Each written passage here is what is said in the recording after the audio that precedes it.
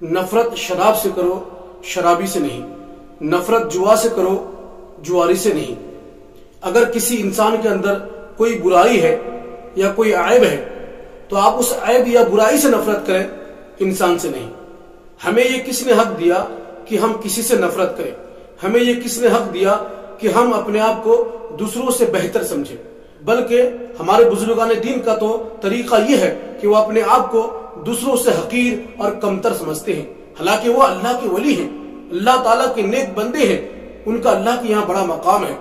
اگر ہم اپنے آپ کو کمزور یا حقیر سمجھے تو یہ اچھی بات ہے، یہ عاجزی ہے اور باعث ثواب ہے۔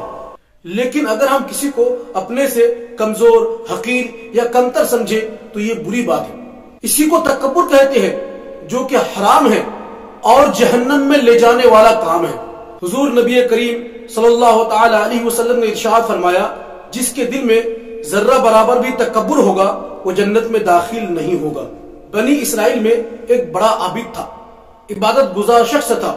اللہ تعالیٰ کی بارگاہ میں اس کا اتنا بڑا مقام تھا کہ اس کے سر کے اوپر بادل سایہ کرتے تھے، یعنی اگر ہر طرف دھوپ ہوتی تھی تو ان کے سر کے اوپر بادلوں کا سایہ رہتا تھا۔ ایک مرتبہ ایک شخص جو کہ بہت ہی گنہگار تھا اس عابد کے پاس سے گزرا، تو یہ گنہگار شخص یہ سوچ کر اس عابد کے پاس بیٹھ گیا کہ میں بہت گنہگار ہوں، سیاکار ہوں، اور یہ عبادت گزار ہے، نیک ہے، متقی ہے، اگر میں ان کے پاس بیٹھوں تو امید ہے کہ اللہ تعالیٰ مجھ پر رحم فرما دے۔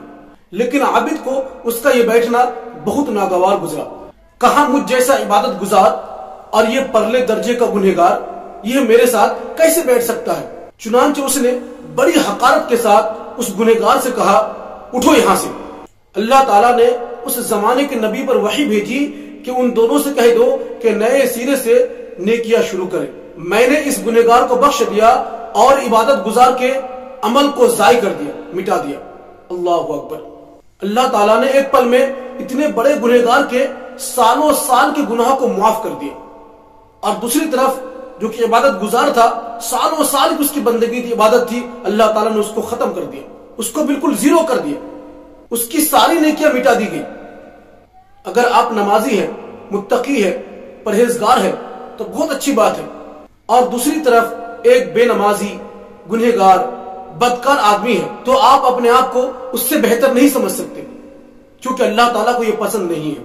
اور کیا معلوم اللہ تعالیٰ اس گنہگار کو، بے نمازی کو توبہ کی توفیق دے دے اور وہ گنہگار تمام گناہوں کو چھوڑ کر متقی اور نیک بن جائے، کیونکہ اللہ تعالیٰ بڑا رحیم ہے، وہ سچی توبہ کرنے پر بارش کے قطروں، صحرا کی ریتوں سے بھی زیادہ گناہوں کو معاف فرما دیتا ہے، اور صرف معافی نہیں فرماتا بلکہ ان تمام گناہوں کو نیکی میں تبدیل فرما دیتا ہے، یعنی نیکیوں سے بدل دیتا ہے۔ اور آپ جو کہ نمازی ہے، متقی ہے، پرہیزگار ہے، خدا نہ کرے مرنے سے پہلے آپ نے کوئی کفریہ کام کر لیا یا کوئی کفریہ جملہ آپ نے بک دیا تو آپ کا سب ختم، ساری نیکیاں ختم، تو ساری زندگی کی عبادات، ریاضات، تسبیحات، تکبیرات سب کچھ ختم، اوندھے منہ جہنم میں ڈال دیے جائیں گے۔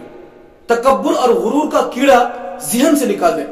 اللہ تعالیٰ ایسے لوگوں سے سخت نفرت کرتا ہے۔ ابلیس لعین کا واقعہ تو آپ نے سنا ہوگا، وہ فرشتوں کا سردار تھا، فرشتے ابلیس لعین کو جھولا جھلاتے تھے۔ ابلیس لعین بڑا متقی اور پرہیزگار تھا، اگر ابلیس لعین کے سجدوں کو زمین پر بچھایا جائے تو رائی کے دانے کے برابر بھی جگہ جو ہے خالی نہ بچے۔ بتائیں ابلیس لعین کتنا بڑا عابد و زاہد ہوگا۔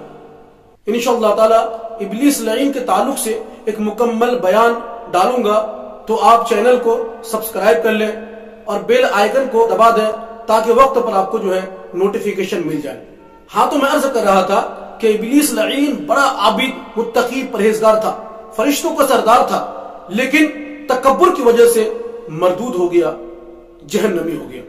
آپ سوچیں ابلیس لعین جیسا زاہد، عابد، فرشتوں کا سردار، جس کے سجدوں کا یہ عالم کہ پوری زمین سجدوں سے بھر جائے، جب تکبر کی وجہ سے وہ ہمیشہ کے لیے جہنمی ہو گیا، تو ہم اور آپ کس کھیت کی مولی ہے؟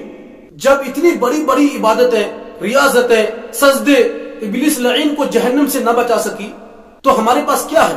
ہمارے پاس کتنی نیکیاں ہے؟ ہمارے پاس کتنے سجدے ہیں؟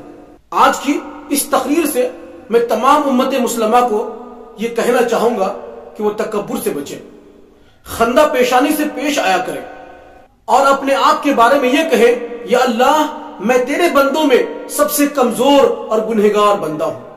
اور بڑی معذرت کے ساتھ کہ ہمارے علماء کرام بھی جانے انجانے میں غرور و تکبر کا شکار ہو چکے ہیں۔ اپنا منصب پہچانے، اپنے آپ کو شیطان سے بچائیں، دوسروں کو اپنے سے حقیر نہ سمجھیں۔ اللہ تعالیٰ نے آپ کو بڑا علم دیا ہے، اللہ کا شکر ادا کریں، کیونکہ اللہ تعالیٰ غرور و تکبر کرنے والے کو ہرگز پسند نہیں کرتا۔